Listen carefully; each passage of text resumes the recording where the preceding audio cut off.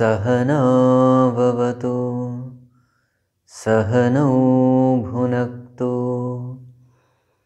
सह वीर्यं करवावहै तेजस्विनावधीतमस्तु मा विद्विषावहै। ॐ शान्ति शान्ति शान्तिः। ॐ यं ब्रह्मा वरुणेन्द्ररुद्रमरुतः स्तुन्वन्ति दिव्यैस्तवैः वेदैः साङ्गपदक्रमोपनिषदैः गायन्ति यं सामगाः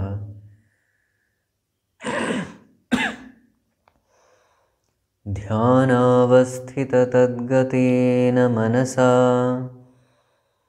पश्यन्ति यं योगिनः यस्यान्तं न विदुःसुरासुरगणाः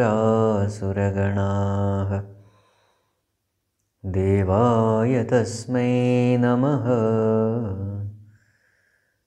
देवाय तस्मै नमः।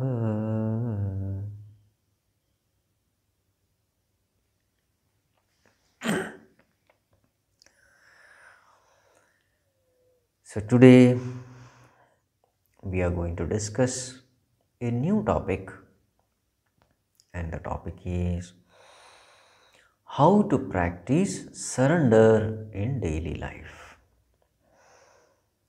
So yesterday we had seen the verse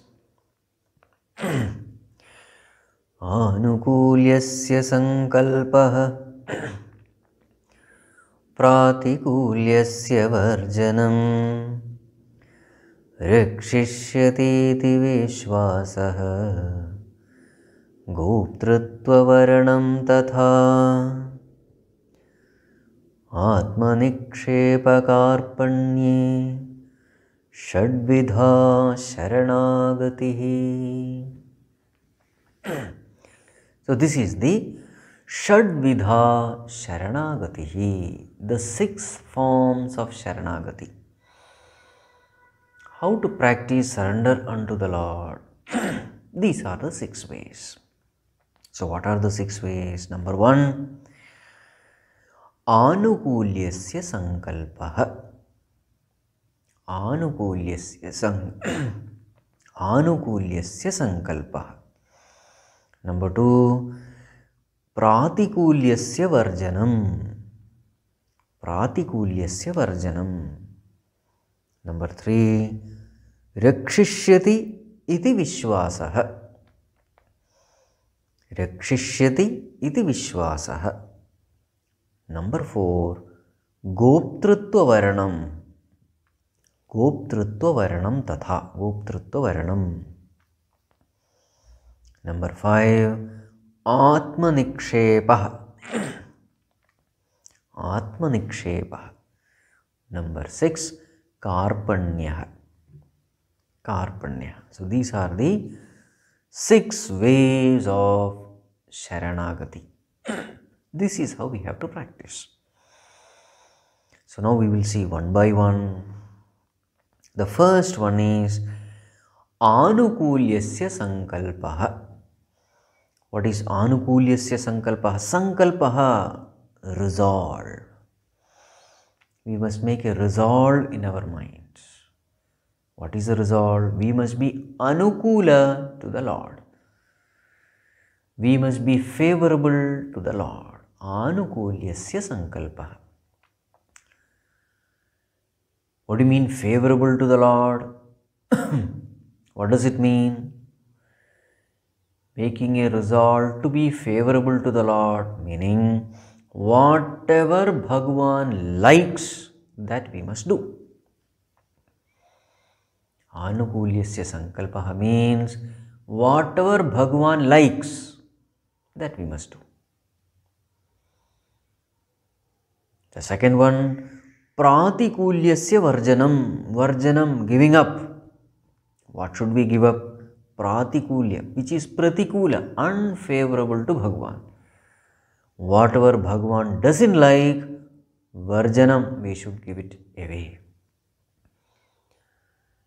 So what Bhagavan likes, we must do. First one. Second one, what Bhagavan doesn't like, we must not do. Two things. The third one, rakshishyati iti vishwasaha, firm faith that Bhagavan will protect us. Firm faith that Bhagavan will protect us. Fourth one, goptrutva varanam, considering Bhagavan alone as our protector. Not seeking protection anywhere else, seeking protection from Bhagavan alone. Goptrutva varanam. Choosing Bhagavan as one's own protector. Varanam means to choose. Whom do you choose as your protector? Not the world, not the worldly support system, but Bhagavan. This is the fourth one. Fifth one, Atmanikshepaha. Atmanikshepaha means self-surrender, surrendering unto Bhagavan.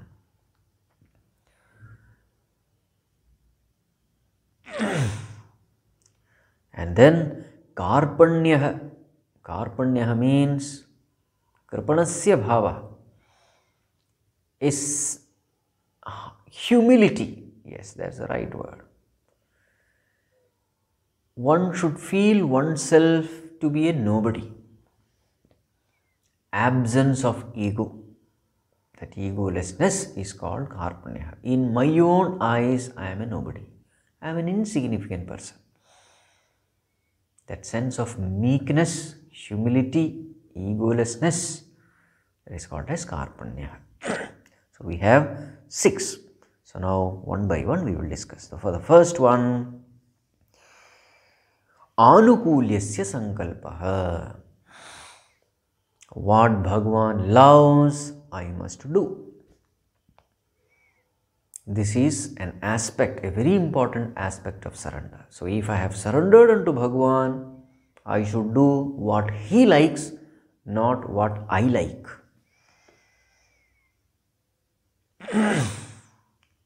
The sign that I have surrendered to Bhagavan is I do what he likes. Anukulyasya sankalpaha. So what are the things which Bhagavan loves? Bhagavan loves righteousness. Bhagavan loves truth. How do we know Bhagavan loves righteousness? It is for righteousness, it is for dharma that Bhagavan takes avatar now and then. Dharma samsthapanarthaya sambhavami yuge yuge. For the sake of dharma, Bhagavan takes avatar. So therefore, Bhagavan loves dharma. So therefore, what is our responsibility? What is our duty? We please Bhagavan when we walk the path of dharma.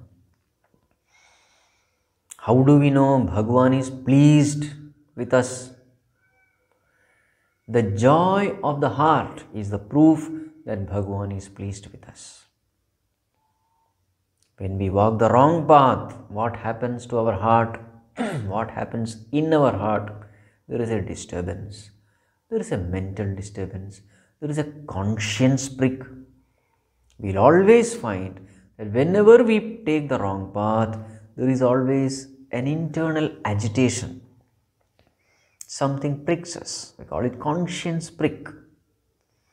So that is the proof that we have not walked the path of righteousness, goodness.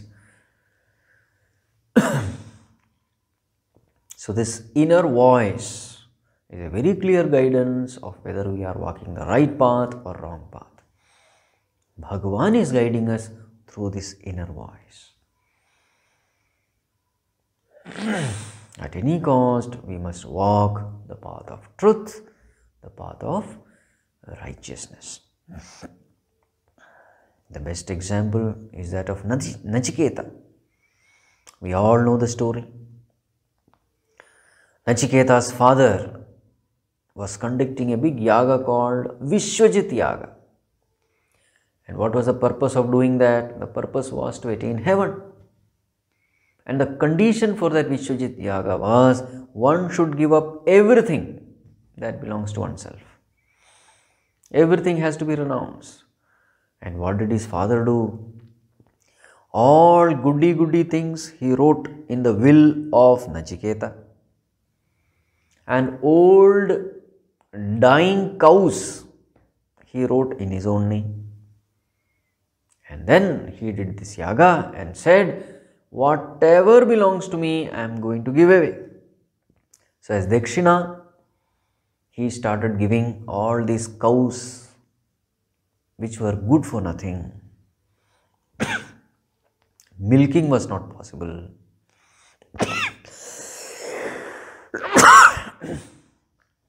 They were all, in a way, a burden to the honor. Such cows the father was giving away. Nachiketa felt very bad. He said, if this way my father gives Dakshina, instead of going to heaven, he will be going to hell. So I should protect my father. So he went and then started asking, Father, whom will you give me? Father did not listen. Again he pestered, Father, whom are you going to give me? Father did not respond. Third time again, this boy was not going to leave. The father was so irritated, so agitated. He said, Mrityave toam dadami. I give you to death. Mrityu. In that anger he spoke. In that state of agitation he spoke. But this boy took it seriously. Later on, when the father understood his mistake, because this boy was not an ordinary boy. This boy said yes. And he was preparing himself to meet Yamaraj, meaning to die. Father said, my dear son, don't go away in that agitated state of mind. I told something, don't take it seriously. I did not mean what I said. But this boy said, no, you have given a word. Now you have to stick to the word. I have to die and meet Yamaraj. Father said, please don't do it. Then this little boy gives words of wisdom to his father. He says, Anupashya yatha purve pratipashya tatha pare sasyamiva martyaf pachyate sasyamiva ajayate punaha. Oh dear father, our ancestors have set an example for us of how to live in the society. Look at them. How noble their lives were. How great their lives were. They always stuck to the path of righteousness, of goodness. Let us consider them as our role models. Birth and death, it will keep coming and going. Just to escape death, we should never compromise with the higher values of life. Just like the crops come and go, in the same way, these births also, these bodies also come and go. Dharma is not something which we should compromise. This little boy gives the word of wisdom to his father. Finally, the father had to agree. There was no choice. The point is how this little boy stuck to truth. Later on, the story goes on. And finally, Nachiketa gains the highest knowledge from Yamaraj himself, which is the essence of Kathopanishad. So, whatever Bhagwan loves, we must do. Even if death comes, let us not compromise. Dharma is more important than death, than saving our life. Whether a person lives a dharmic value or adharmic value, he has to die. He has to go through old age, death, disease, etc. Then why should we compromise with the higher values of life? Another story is that of Harishchandra, King Harishchandra. How many generations have been inspired by this one king, including our Mahatma Gandhiji? He gave up his kingdom, his wife, his child, everything for the sake of truth. Till the end, he never compromised. So such people who stick to truth, winning the heart of the Lord for them becomes very easy. The next thing which Bhagwan loves, of course, is Yajna Bhava, self-effacement or self-sacrifice. When a person lives a life offering himself for the welfare of all, not expecting anything in return, then that is called as Yajna. Yajna means sacrifice. When Vyashti offers itself for the welfare of Samashti, then that is called Yajna. Bhagwan says in 3rd chapter, Yajnarthat karmanonyatra lokoyam karma bandhanaha tadartham karma kaunteya mukta sangas samachara. Arjuna, whatever actions you do, do it for the sake of Yajna. Because any other action which is done for selfish purposes, such actions will only bind us. So therefore, perform action for the sake of Yajna. That which is good for everyone.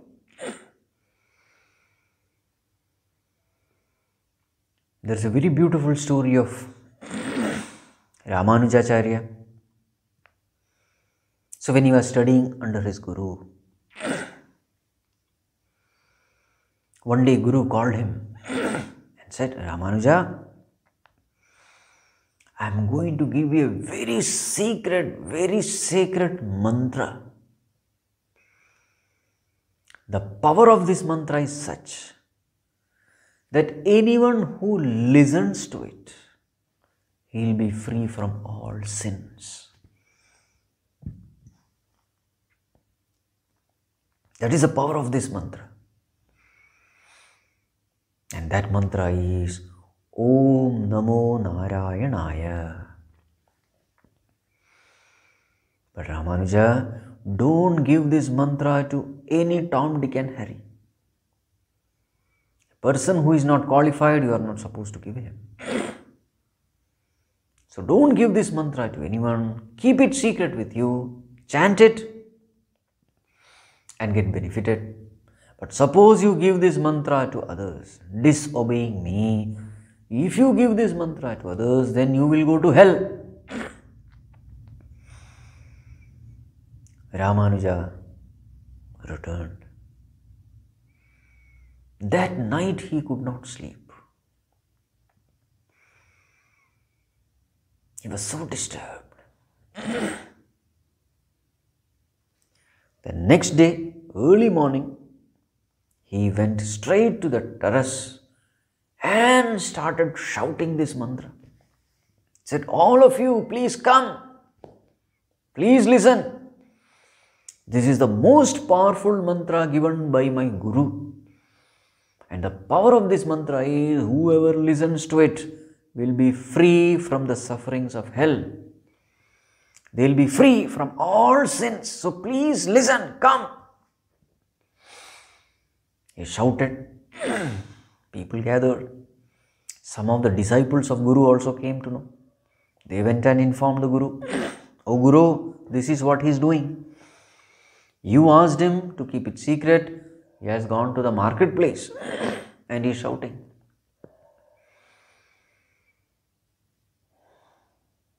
Guru called him.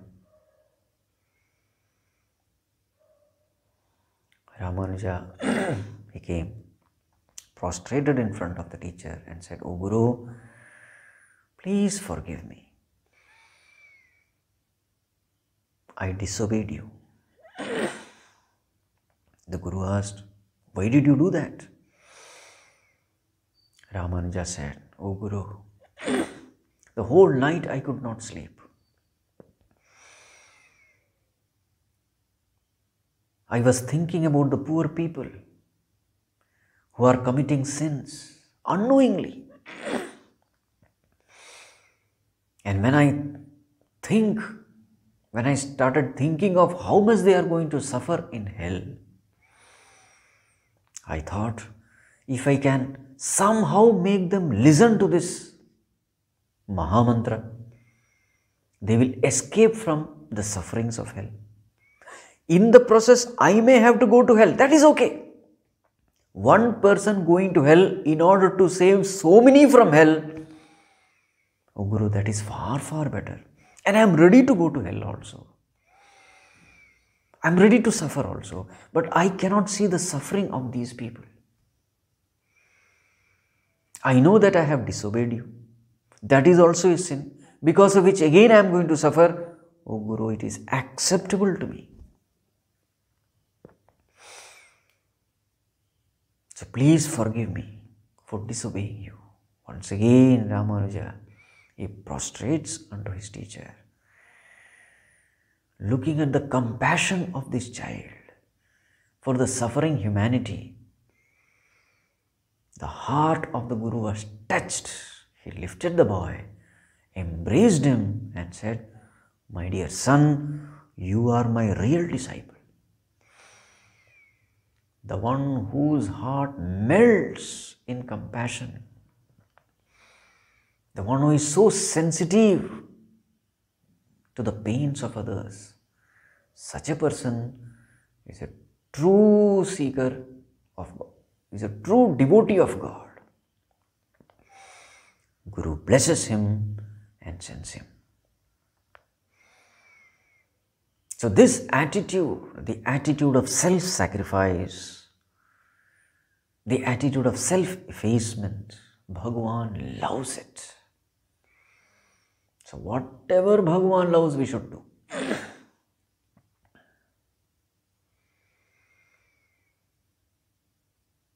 One of the most beautiful commentaries written on Brahma Sutra, its name is Bhamati, written by Vachaspati Mishra,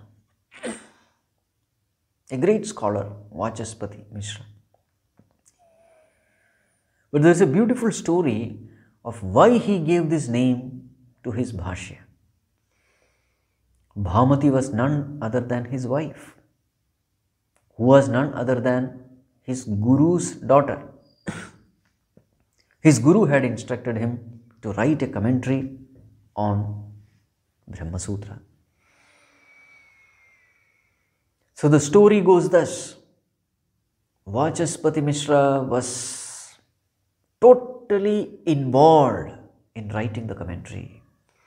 He did not know when the days became nights and when the days transformed into years. He was so involved, so immersed in writing the commentary, in studying, in reflection, in meditation.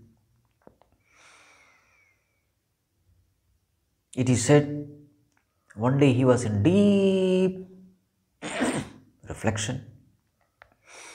It was almost Sandhya Samaya, evening. Darkness everywhere. So as he was writing, there was this lamp lit next to him, filled with oil. This lamp, the light went off. Why? Oil was exhausted. So as he was writing, suddenly there was this darkness. His attention fell upon this lamp.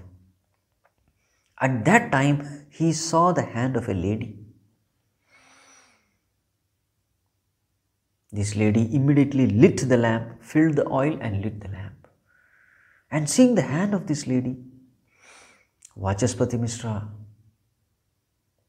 raised his head and said, "Amma, who are you?" This lady said, "Lord, it is okay. I am really sorry that I have disturbed you. It is my mistake that this lamp was exhausted. Please continue your work. Please don't bother about who I am. Please continue. I am sorry for the disturbance." After lighting the lamp, she was hurriedly going inside. Again, Vachaspati Mishra, he did not leave. "Amma, please tell me who you are." When Vachaspati insisted, this Amma said, "Lord, I am your wife." Vachaspati was shocked. "What? My wife?" "Yes, O Lord. We married 50 years back. And already this lady had become old. Wrinkles were there. Hairs had turned grey." "What?" Vachaspati said. 50 years back? We married?" "Yes, O Lord."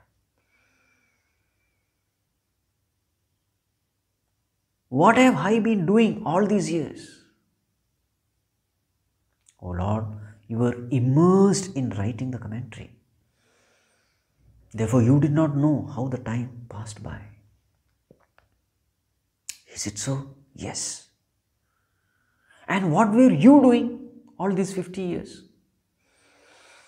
"O Lord, I have been making all preparations for you.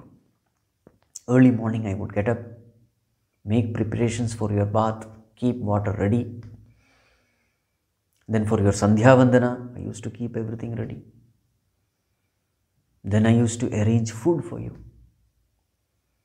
In the evening, after long hours of study, reflection, etc., when you go for sleep, I used to keep all these books intact, in proper order. And then in the night, pressing your feet, I also would go to sleep."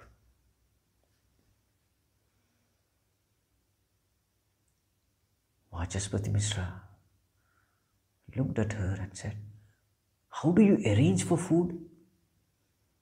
What is the source of earning?" Then this lady said, "I used to take music classes. I used to teach singing to the nearby ladies in the village. Ladies, girls, etc. So these people, they used to give in return some rice, some dal, some wheat, etc. With that, I used to cook." When Vachaspati Mishra heard this, his eyes were filled with tears.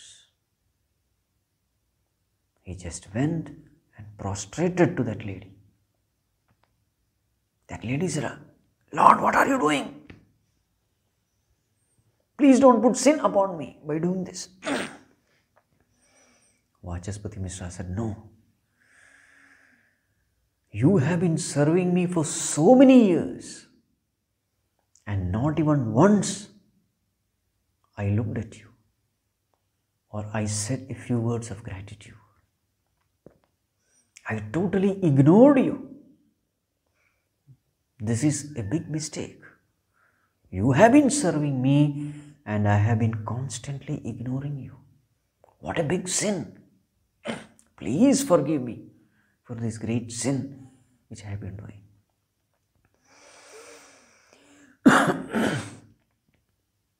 This lady said, "Oh Lord, instead I feel I am so blessed. I am so fortunate that I have got such a husband like you, who is always immersed in the thought of God, immersed in the thought of Vedantic truths. Instead of dragging me into the sensuous world, you elevated my life by giving an opportunity to serve you. I am so fortunate and I am so thankful to you, O Lord, for blessing my life, for giving me an opportunity to serve you. So please don't do this." Vachaspati Mishra said, "For the amount of sacrifice you have done, I feel that the commentary writing is nothing. I just wrote commentary, but actually whatever is written in this book, you lived it and showed it. Without expecting anything in return, constantly serving. This attitude of yours, you lived it and showed it. I only wrote one commentary. So therefore, whatever commentary I have written, as an expression of gratitude unto you, so that the world will remember your sacrifice forever, I name this commentary Bhamati." In this way, this commentary of Vachaspati Mishra was named Bhamati because of her sacrifice, because of her self-effacing attitude. Let me serve the world without coming into the picture, into the scene. This attitude is something which Bhagavan loves. And that's why in the 3rd chapter Bhagavan says, "Tasmat sarvagatam brahma nityam yajne pratishthitam." This all-pervading Bhagavan is rooted, is established where? Yajna. Wherever this Yajna spirit is seen. Sacrificing oneself for the welfare of the totality. Wherever this attitude is seen, Bhagavan says, for such a person, the doors of liberation are thrown open. For them, attaining Bhagavan is very easy. It's just a cakewalk. So, anukulyasya sankalpaha. Whatever Bhagavan loves, let us try to do it. Pratikulyasya varjanam. We must give up what? Whatever Bhagavan doesn't like. What is it that Bhagavan doesn't like? Selfishness. Kama, krodha, lobha, moha, mada, matsarya. These are the things which Bhagavan doesn't like. We should avoid them. So in this way, when we live a life of obedience, so it is but natural that parents will love children who are obedient to them. Whatever the parents want, when the child does, naturally the parents will have an extra love, a special love for the child. In the same way, when we obey Bhagavan, we become fit to receive His grace. Anukulyasya sankalpaha pratikulyasya varjanam. What about the third one? Rakshishyati iti vishwasaha. Vishwasaha, firm faith. What faith? Rakshishyati. Bhagavan will protect me, save me. This is the third aspect of surrender, faith. Firm faith that Bhagavan will protect me.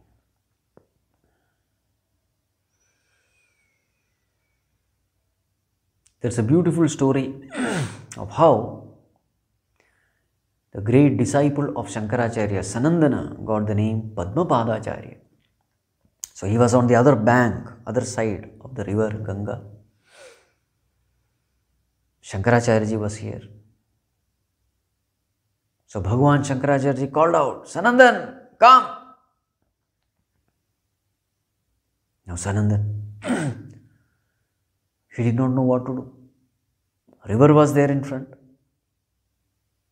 Boats were not there. And Guru is calling, come. How to come? Look at this disciple. He said, now it is Guru's responsibility to see that I come. The only thing I know is to walk, I will walk. He started walking on the river. I don't know anything else.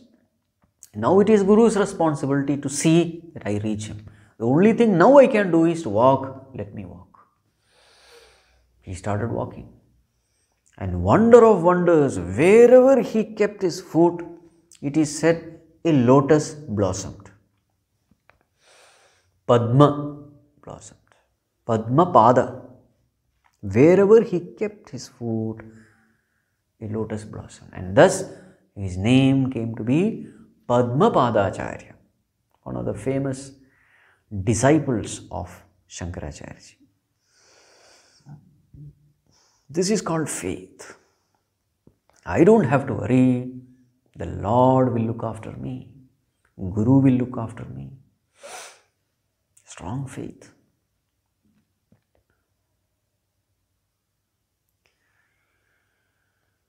There is a very touching story in Gandhiji's life. So in one of those busy days, he was traveling by car, going to a far off place, going at a very high speed.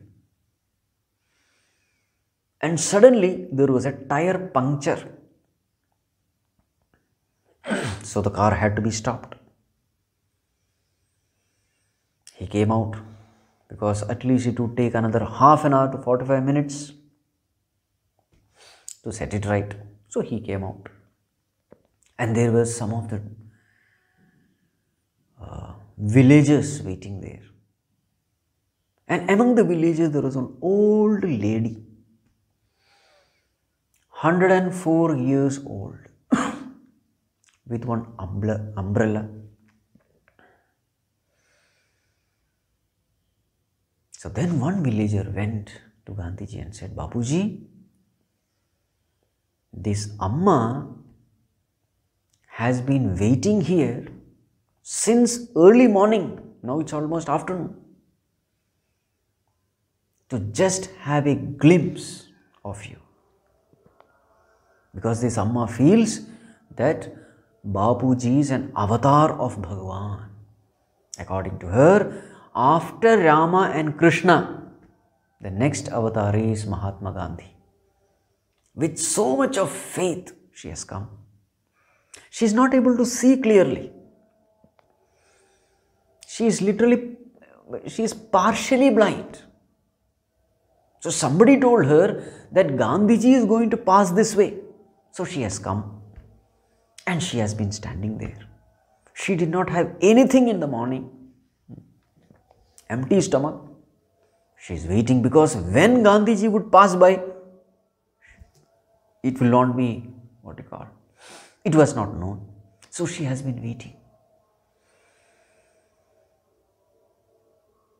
And she has also taken a vow that she will not leave the body till she gets a glimpse of Gandhiji. Such a vow she has taken. Now she is already 104 and she is standing there. From morning till afternoon she has been standing. And when Gandhiji heard this, he rushed to that Amma, embraced her and spoke sweet words to her. She also spoke a lot. Now the interesting part is, see the compassion of the Lord. Exactly at that place, the tire was punctured. This is something amazing. Actually, Gandhiji was not supposed to stop there at all. The car was supposed to go with high speed. But exactly at that time, tire puncture happens and this Amma gets a wonderful opportunity. Many people were not there. Normally, wherever Gandhiji goes, thousands would gather and it would become very difficult to get a glimpse of Gandhiji. Very difficult. But here, this Amma gets a wonderful opportunity to be with Gandhiji. A crowdless place. And that took for almost half an hour to 45 minutes. Look at the faith of this old lady. Bhagavan is there. Definitely he will make my wish come true. Rakshishyati iti vishwasa. And Bhagavan listens. Bhagavan listens to these prayers.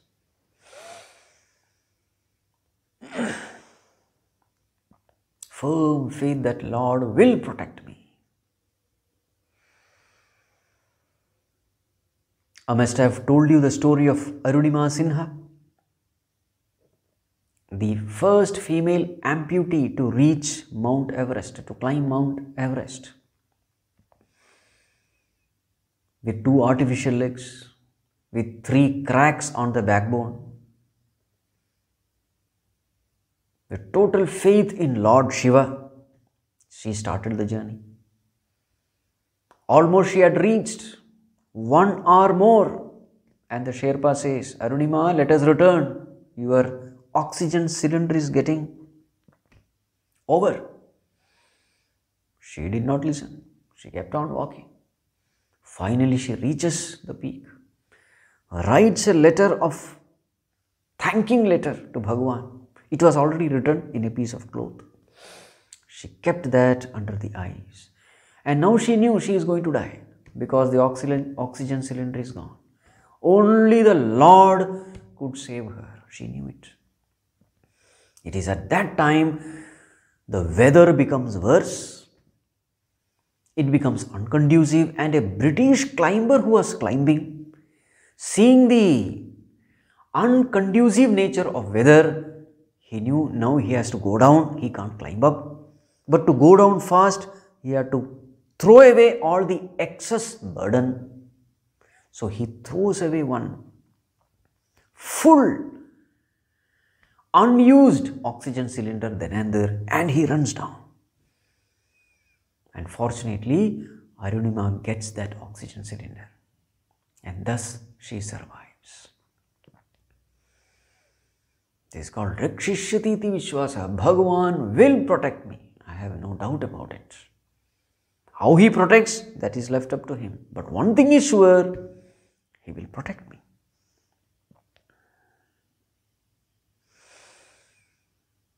It is said that in Himalayas, the gurus train their disciples in this way. They ask the disciples to walk through the dense forest with a lantern in hand. The forest which is infested with all kinds of wild animals. To such an extent that as you walk, you can hear the roars of lions and tigers. Dense forest. They are given a lantern and they are supposed to walk. All the time chanting the name of the Lord. The Guru tells the disciples, don't worry, Bhagavan is with you. You are chanting his name. He will protect you. If you want to know the power of this name, keep walking. Nothing will happen to you. The name is so powerful. This is the training given to the disciples in the Himalayas. And those disciples who don't have faith, Rakshishyati iti vishwasa, those who don't have faith, they leave the Guru and run away from there. Another training given to them is to cross the river which is filled with crocodiles. The instruction is, chant the name and cross. You will be protected, you will be saved. And true to Guru's words, all the disciples who have tried, they came back safe. how to make our faith strong again and again, when we find that amidst trials and tribulations, amidst difficulties, challenges, when we hold on to the name of Bhagavan, and when we see Bhagavan protecting us, when such experiences come again and again, our faith becomes stronger and stronger day by day. This is the only way. Experience, time and again, these experiences make our faith strong. So this is the third aspect of Sharanagati. Rakshishyati iti Vishwasaha. The fourth one, Goptrutva Varanam Tatha. Goptrutva Varana. Depending only on God for protection. You don't have to depend on anyone. God is enough. The best story is that of Dr. Stephen. I'm sure you must have heard this story. So here is this doctor, a specialist in a particular type of cancer. He was going to be awarded at some function. So he boards a flight. But en route somewhere the flight suffers a technical snag. So it had to land. There was an emergency landing. So this doctor goes to the help desk, talks to the receptionist there. Madam, is there any immediate flight? The lady said, sir, we are really sorry. There is no immediate flight. But you can do one thing. To your destination, you can just hire a taxi. You can drive the taxi and go. It is just 4 hours distance from here. Dr. Stephen wanted to urgently attend that meeting. So therefore, he hires the taxi. He drives himself all alone. But on the way, there was this thunder, storm, lightning, rain. Somewhere he was supposed to take a turning. He missed that turning, went on and on and on, and finally got totally lost in some jungle where there was no sign of civilization. He was totally tired, exhausted, drenched, hungry. And there in that jungle he finds a small hut. A big sigh of relief. He goes there, knocks the door, and one old lady opens the door. Looking at his condition, the lady understood he has lost his way. Said, sir, please come, relax, take rest. She gave a hot glass of milk and some biscuits and said, sir, please excuse me, let me pray for some time and then I'll come back. And she was praying. It was a small hut, so the doctor could see what this lady was doing. This lady was praying, and next to her was a cradle.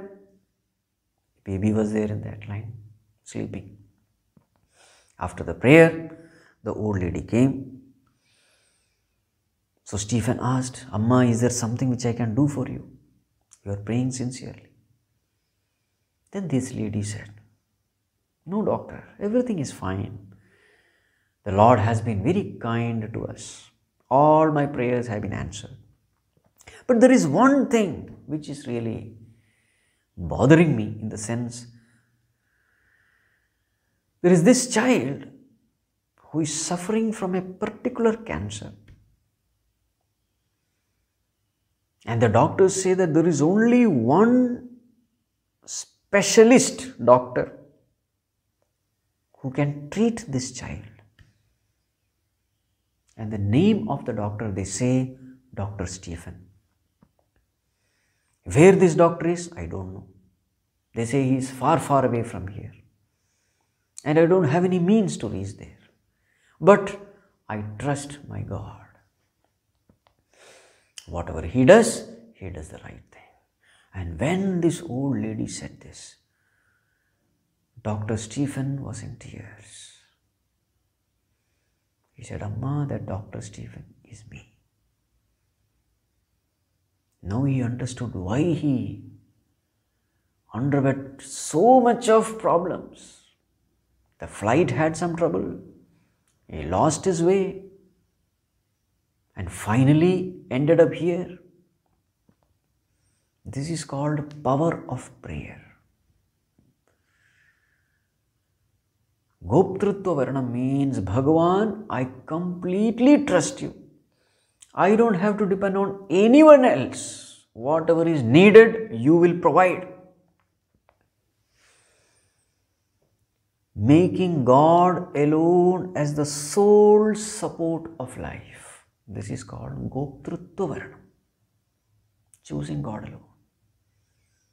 And we'll be amazed to see how He fulfills all our needs.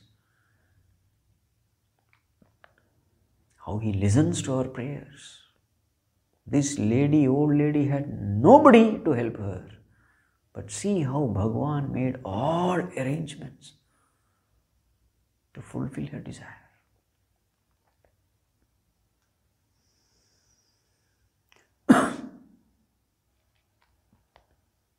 There's a nice story about Muhammad also. So he was chased by a king and an army. He was climbing the mountain. There was one assistant also with him. His name was Abu Bakr. They were climbing and finally they saw one cave. So they entered into the cave. Abu Bakr was shivering out of fear. He said, Sir, we are finished. Definitely when this king and the army come, they will definitely search this cave and we will be caught. Muhammad said, don't forget that we are not two, we are three. Don't forget this. Abu Bakr said, we are only two, who is the third one? Muhammad said, Allah is the third one, the Lord. Don't forget this. He is there. Depend only on Him. Well, the king and the army reached. And very interesting thing happened. Before this king reached, a big, huge spider, it comes and then spins its web right across the mouth of this cave.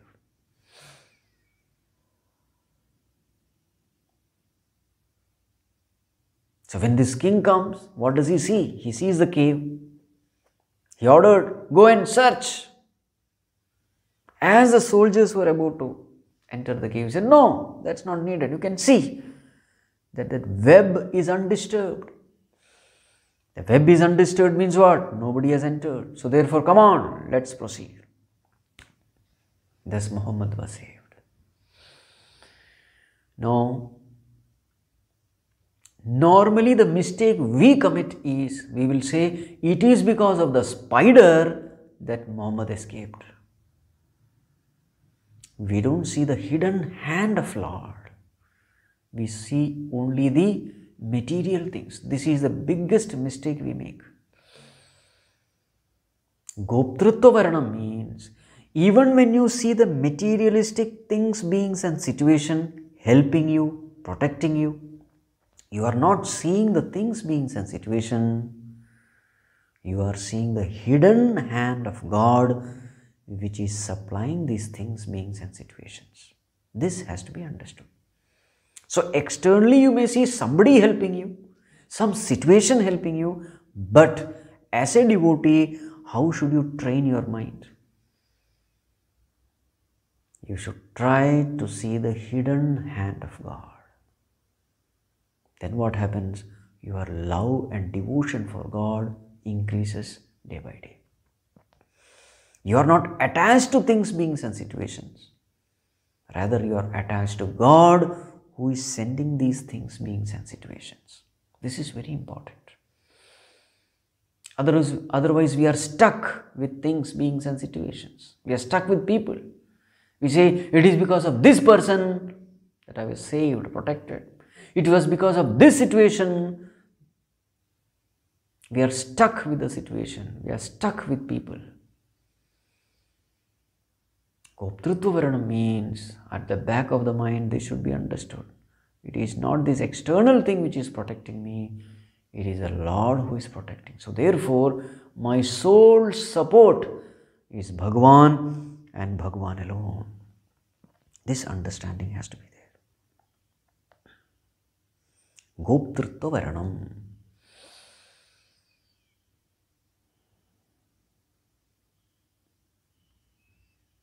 Ravidas, Sant Ravidas, the guru of Mirabai. Ravidas was a shoemaker, cobbler, very poor. Whereas Mirabai was like a queen, living in palatial house with all comforts and conveniences of the kings. So one day when she came to meet Ravidas and finding him in utter poverty, she felt bad. My guru is in so much of poverty and I am living such a luxurious life. This is not good. At least I should do something for my guru. So she went to Ravidas and gave him a big diamond. Said, "Oh Guru, keep this with you. Sell it and you will get enough money so the rest of your life you can live very comfortably."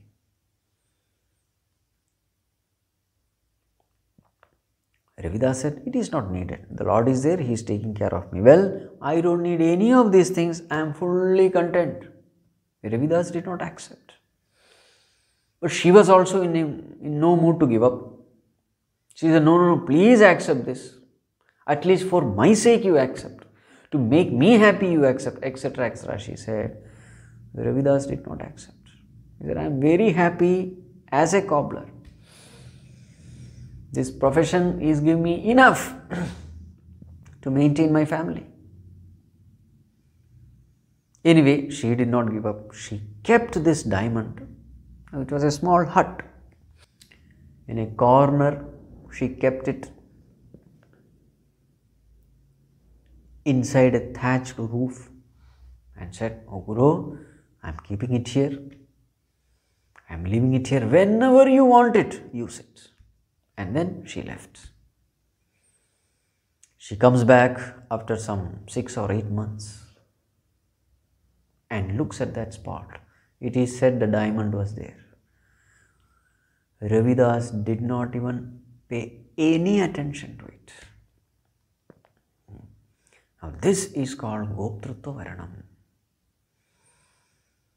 My Bhagavan is taking care of me. He is taking care of me very well. I am totally contented. And I don't need any other support than Bhagavan.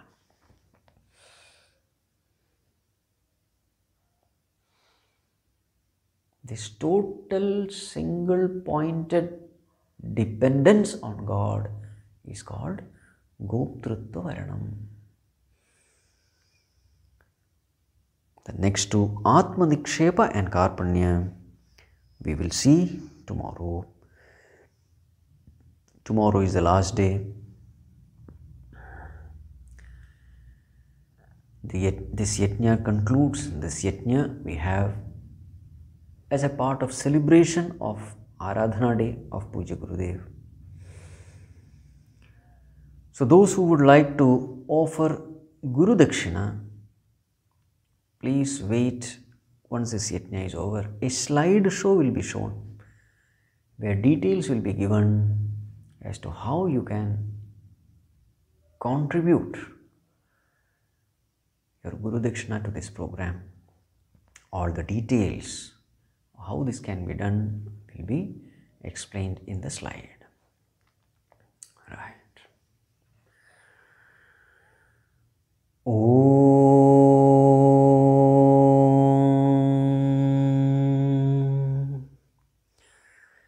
Sarve bhavantu sukhinah, sarve santu niramayah, सर्वे भद्राणि पश्यन्तु मा कश्चित् दुःखभाग् भवेत्।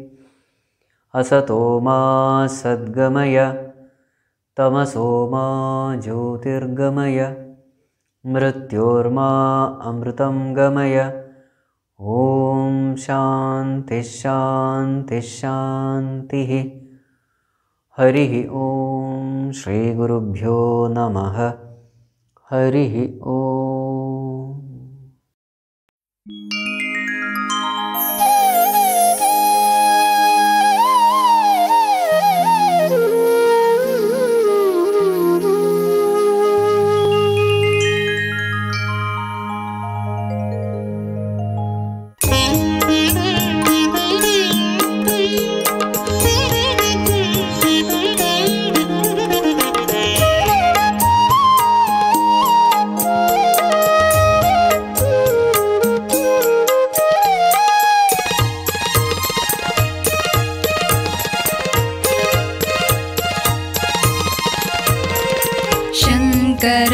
शिव शङ्करा शिव शङ्करा शिव शङ्करा किङ्करेष्टप्रदानशील वृषाङ्कमहलिङ्गेश्वरा शङ्करा।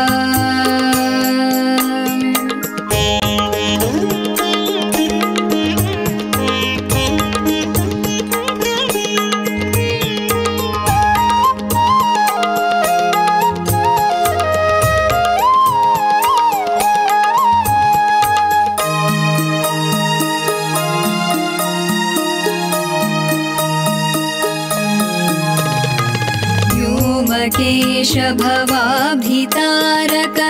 रामनामोपासका सामजाजिनवसनमण्डन स्वामी त्रिजगन्नायक भीमबलसुत्राममुखसुरस्तोमविनुत पदाम्बुजा सोमसूर्यानलनयन निस्सीम महिमा महाम्बुजा शङ्करा शिव शङ्करा शिव शङ्करा शिव शङ्करा।